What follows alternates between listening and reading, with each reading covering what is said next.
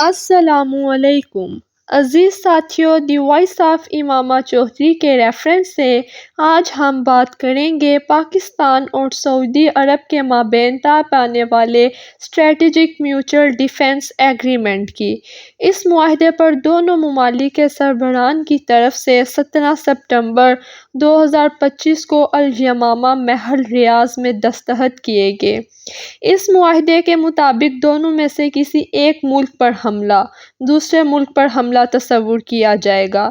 ناظرین، اس معاہدے کا پس منظر کچھ بھی ہو، سیاسی مفادات ہوں، معاشی یا دفاعی، اہم بات یہ ہے کہ یہ ایک نہایت خوش آئند بات ہے کہ ایک مسلمان ملک کا دوسرے مسلمان ملک کے ساتھ ہر قسم کا تعاون اور یکجہتی کا اظہار کرنا، بوقت ضرورت ایک دوسرے کو ہر قسم کی امداد فراہم کرنا، خواہ وہ افواج کی شکل میں ہو یا ہتھیاروں کی شکل میں۔ اس وقت مسلمانوں کو اپنی بقا، ترقی و خوشحالی کے لیے سب سے زیادہ ضرورت آپس میں اتحاد اور یکجہتی کی ہے۔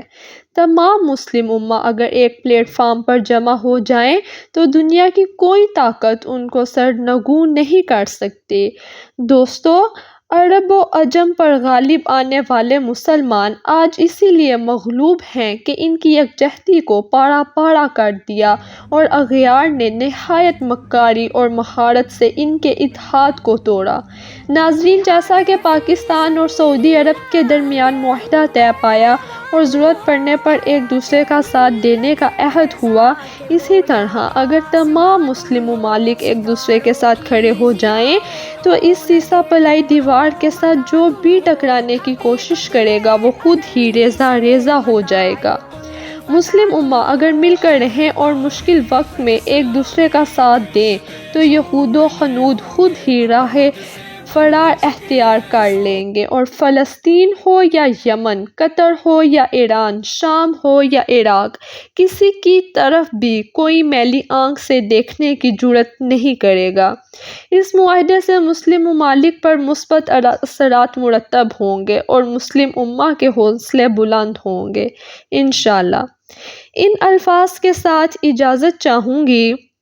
اٹھو نکلو مسلمانوں اغیار کے چنگل سے، اٹھو نکلو مسلمانوں اغیار کے چنگل سے، بچا لو دامن اپنا کفار کے گنجل سے۔ ہم سب کا اللہ نگہبان۔